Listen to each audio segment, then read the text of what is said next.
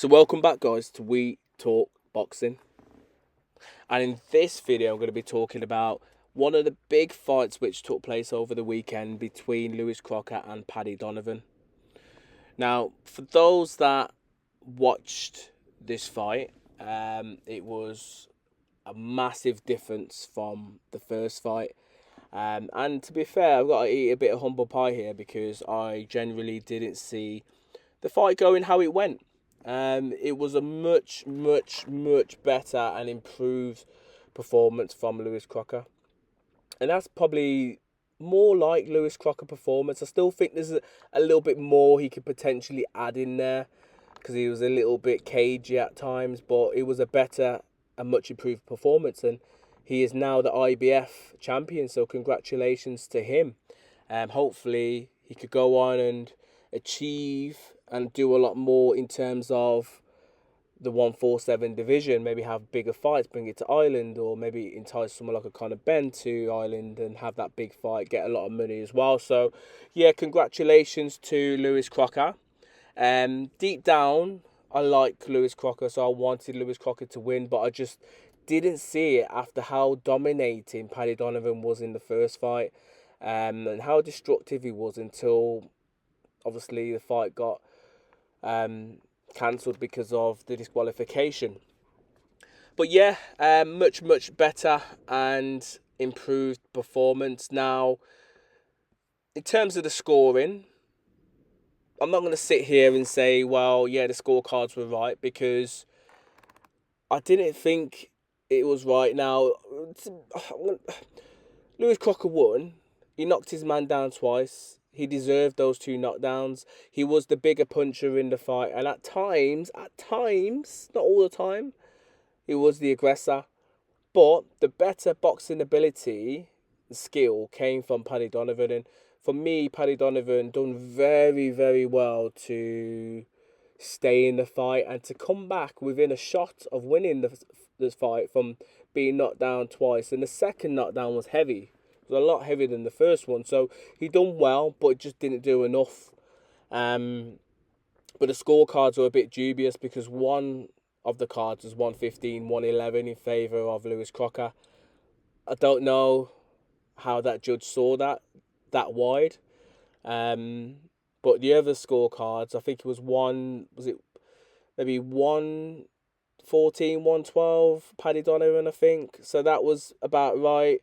Or 114, 113 was about right, give or take. So the latter two scorecards anyway, there's a couple of rounds in there, so that was more feasible, more I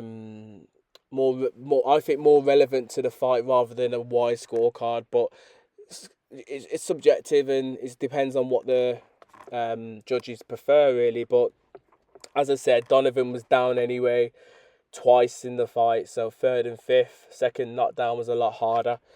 But for me, this is a big opportunity now for Lewis Crocker to go and establish himself, or try and establish himself, in a welterweight division. Now, it's not the greatest division that's around today, because I feel that it's probably one of the weaker divisions, but that gives the opportunity for him to maybe try and capture another world title. Or if you can't capture another world title, entice and have bigger fights. Get the bigger names to Belfast. Sell out the arena and get more money and create some legacy before your time's up. Because let's be honest, that's what boxing's all about, really. It's about doing as much as you can in that short space of time, because you're not going to fight on forever. But yeah, as I mentioned a moment ago, and earlier throughout the video, Crocker's now the IBF, but other champions within the division. You got Brian Norman Jr., WBO, fighting Devin Haney in November. You got Mario Barrios. I'm not sure what's going on with him, but he not long ago fought against Manny Pacquiao and got a draw. But Manny Pacquiao's still the number one in the ratings in that division for the WBC. And then you got the WBA champion Rolly Romero as well. I'm not sure who he's looking to fight next. So there's other potential fights there for him. Do I believe that Lewis Crocker is better than Brian Norman Jr.? Probably not. Would I bank on Lewis Crocker beating Norman Jr.? Probably not. Would I bank on him beating Devin Haney if Devin Haney is successful against Brian Norman Jr.? Probably, definitely not, because Haney's skills are far superior for me. But do I give him a chance against someone like a Rolly Romero? Yeah, I do. A little chance. Even though Romero is a big, big puncher, I give him a chance in that, because Lewis Crocker has got skill, and now that he's become a world champion, he might believe in himself that little bit more. And as they do say, is once you become a champion, you're that 10% better for some strange reason. So yeah, there's potential big fights there for Lewis Crocker. I think the biggest fight would be to get his fellow Brit in terms of Conor Benn over to Ireland and have a fight for his IBF belt, because I think that's an easy fight to make. And I'm not sure if Crocker is with Hearn. I can't remember, I need to double check that. But if he is, so easy, because Conor Benn's going to want a title shot. And if he's with Eddie Hearn, then both guys will be with Eddie Hearn. So that's going to be an easy fight. And Ben would lick his lips at that to become a world champion. Something that the person that he's fighting next, Chris Eubank Jr., hasn't become. And that would be similar as well to Ben, and his dad, because his dad fought an Irishman in his career as well. So it'd be a similar type of thing in terms of their careers. But yeah, that would be a massive fight. But let's wait and see what happens. And I don't think we're going to probably see Lewis Crocker back out again this year, unless there's a big card announced between now and December.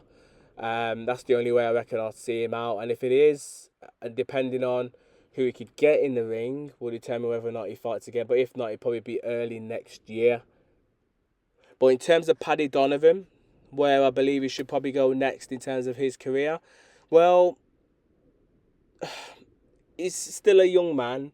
His career's not over. He's lost twice to Lewis Crocker, and Lewis Crocker's now the world champion. The first fight was a disqualification, and the second fight he lost narrowly, despite being put on his arse twice. So he could still come back from this, but he would have to build himself back up in the rankings now. When the rankings actually get updated officially, once at the end of the month or early next month, I do assume that Paddy Donovan may drop down a couple of rankings, so he may have to climb back up those rankings for the IBF to potentially get another world title shot, or may have to try and look to compete in a different rankings within one of the other governing bodies. But let's wait and see. Paddy Donovan's got some good skill. He's big, you know what I mean? He looks good in terms of how he throws his shots and lands and moves. He's got charisma.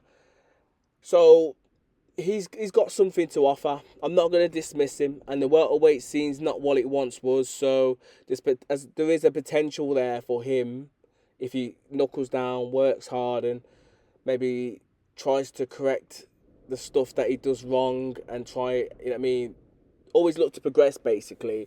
There's a chance there for him to maybe become a world champion one day, but let's wait and see.